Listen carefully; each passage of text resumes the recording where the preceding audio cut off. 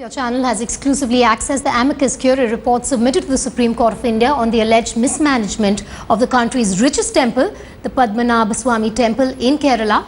The findings in Gopal Subramaniam's 422-page report have been called disturbing by the Supreme Court that has appointed former CAG Vinod Rai to supervise the audit of the temple's wealth. Speaking exclusively to Headlines Today, Mr. Vinod Rai says he is putting together a team to conduct what he calls the most unconventional audit he has ever conducted. See any challenges. This is a kind of an audit which is very different from the conventional audit that we do. So I'm quite confident that once I put my team together, we will be able to face up to the challenge, whatever the challenges that come across. Mr. Rai, you mentioned that you're going to put your team together. Considering that the artifacts inside are extremely old and antique, what kind of team do you plan to put together to go with this audit? See, I've not decided on the kind of team as yet, but obviously there will be auditors and there will be some people who are associated with temples and the kind of artifacts that are available in the temple.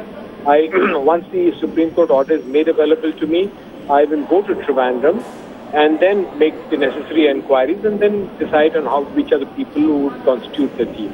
Mr. Rai, when will you be given a copy of this amicus curiae report, and will you be going through it before you start your audit? I will obviously be going through the report much before I start the audit, and I'm expecting to have the report by earliest next week, early next week.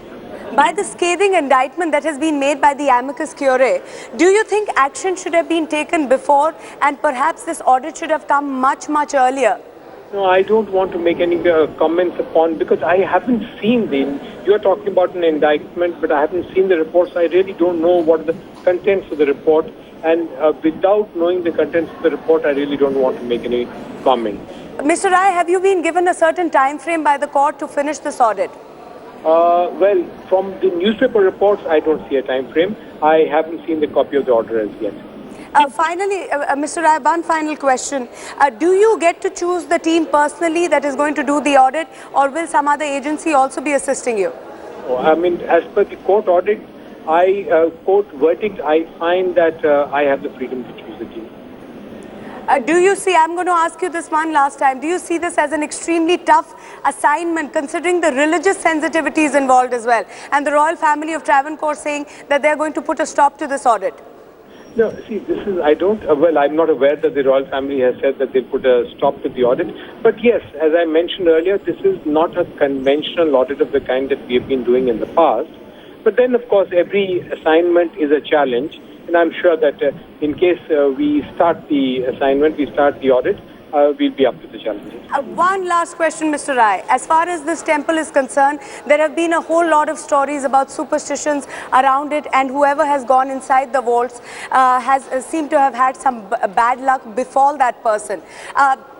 Do you at any point see that coming in the way of how you're going to go about this audit? Obviously, you will have to go inside the temple. Have you heard of these superstitions?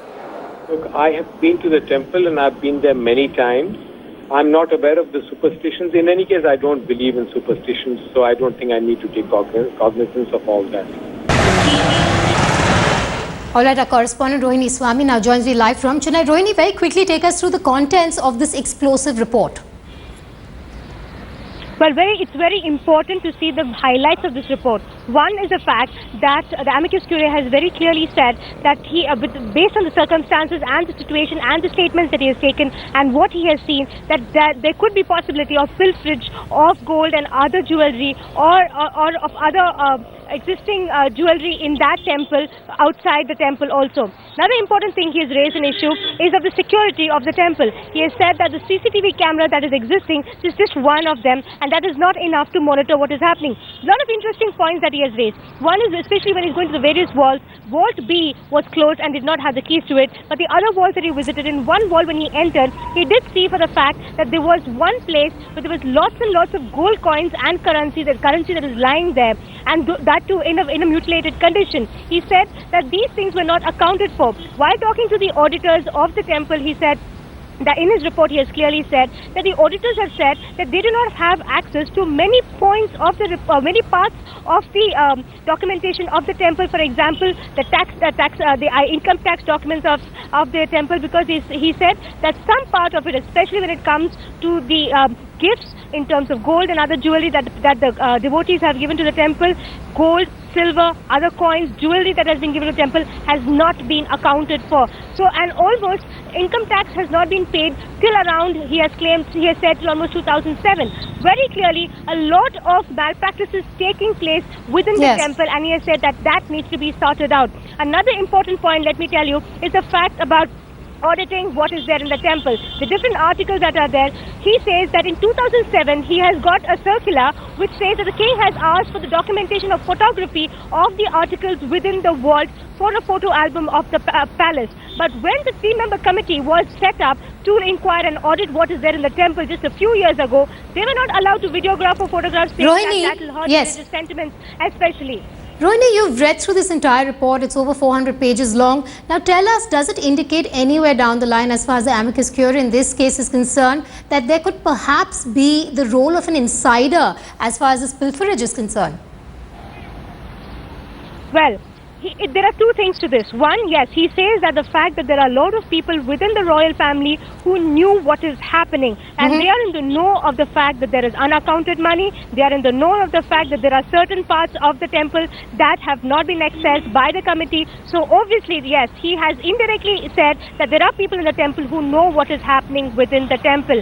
The fact that the statements that he has taken from various people who have been working in the temple, part of the royal family, auditors, and who are part of the temple administration, he's indicating malpractices and misconduct of people who are public servants, and he has said that very clearly in his report. So obviously indicating that some kind of internal hand also in this whole affair. Rohini Swami, thank you so much for joining us this evening with those explosive details.